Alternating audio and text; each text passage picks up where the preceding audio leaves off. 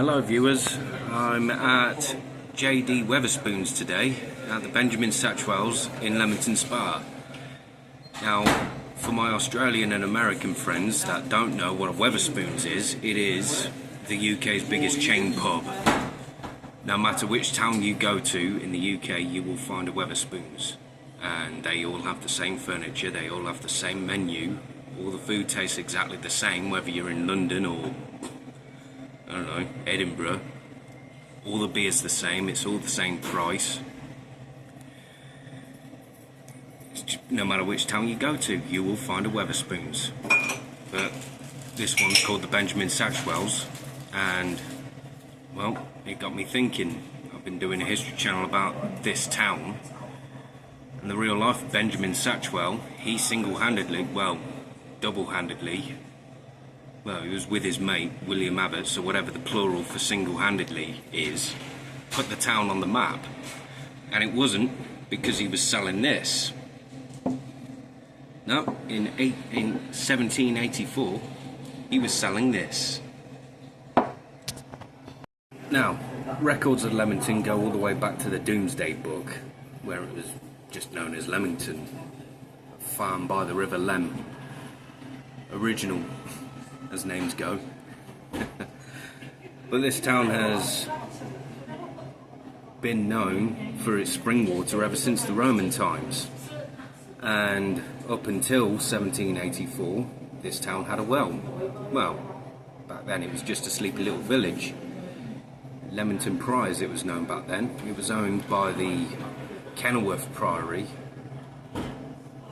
and well, it had this natural spring. The water allegedly had healing properties, and well, this fella, Benjamin Satchwell, wanted to sell it to try and make money on it. But the original well, which was located just outside the parish church at the bottom of town, it belonged to Lord Aylesford, and he was just giving the water away for free. However, in 1784, Benjamin Satchwell and his friend William Abbots, they discovered another well. They bored it out and they started selling it. By 1786, I think it was, invalids from all over the country started resorting in Leamington. Benjamin Satchwell, he sold the water, claiming it had medicinal properties. He wasn't a snake oil merchant. He wasn't going around saying that this water will cure all that ails you, but it'll help out a bit. And so the town started expanding at quite a rapid rate. The population in 1801 of the small sleepy town of Leamington Priors, small sleepy village of Leamington Priors, was 315 according to the census.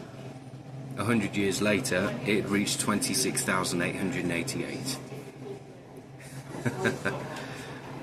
Yeah, this man, he's considered one of the founding fathers of Leamington Spa. It turned into a resort town for the leisurely class. Now, Ben Satchwell, he died in 1810, but his legacy just continued. He started a thing and it didn't stop.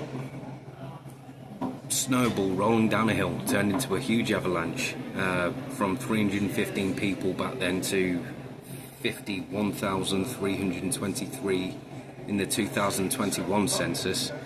The original bathhouse, by the time he died, was too small to accommodate all of the tourists.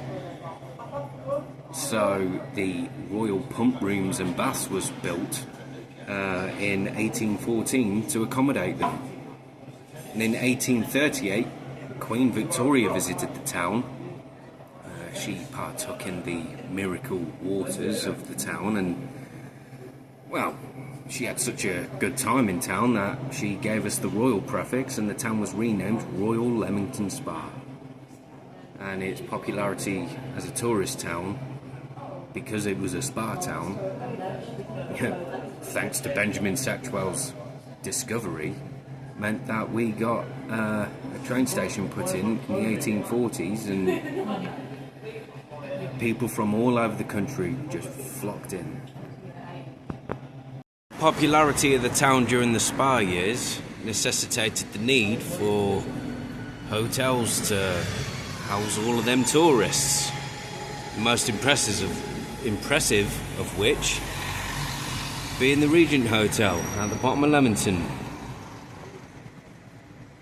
It's a Wagamama's now, but back in its day. An interesting bit of history for you. A German bomb moved this statue 1 inch on its plinth on the 14th of November 1940. You can see how it's just slightly off centre. Statue of the old girl. She's called the Queen Empress, which, well, it's the most impressive title I've heard outside of Warhammer.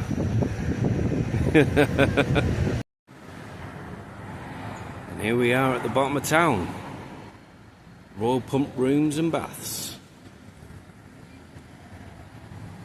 And just behind me, we've got the Jefferson Gardens, but that'll be the subject for a different video. And just over there used to be a water fountain where you could actually taste the old spring water yourself. It doesn't work anymore. I don't know why. Probably take a guess, but I'll probably get banned from social media again. We know why you can't drink out of the public fountain anymore. I'm just not allowed to say it, alright? Now, as for what's inside the pump room garden, sorry, not the pump room gardens, the pump rooms and baths these days, well, it's not a public bathhouse anymore. It's a cafe, a library and a museum. I'll go into the museum some other time. You know, I don't want to blow all my content in one load.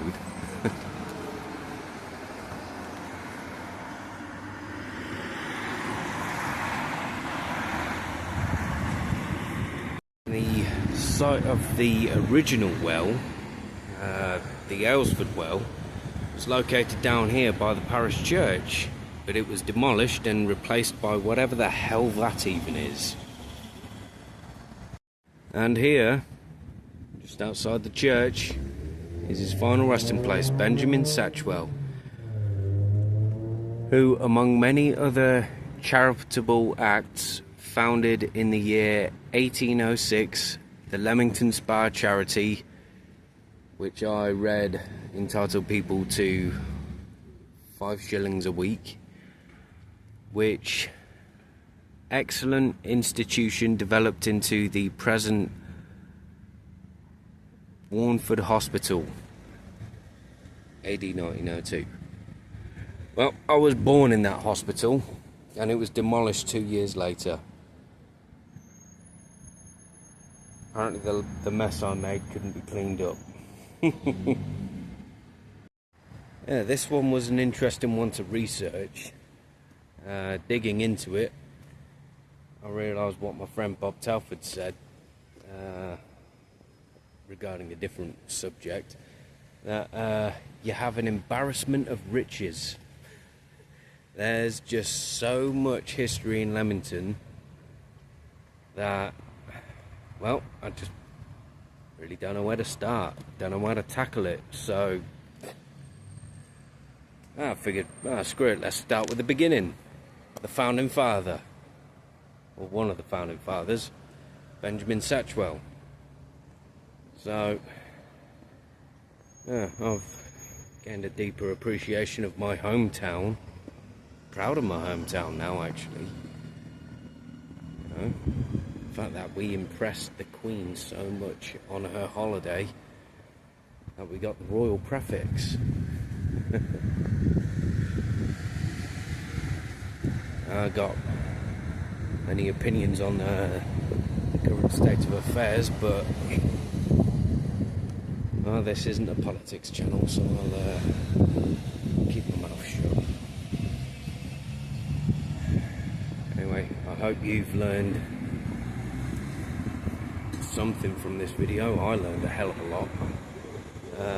I'll keep on digging into the history of Leamington Spa, and then I'll move on to Warwick, and then who knows?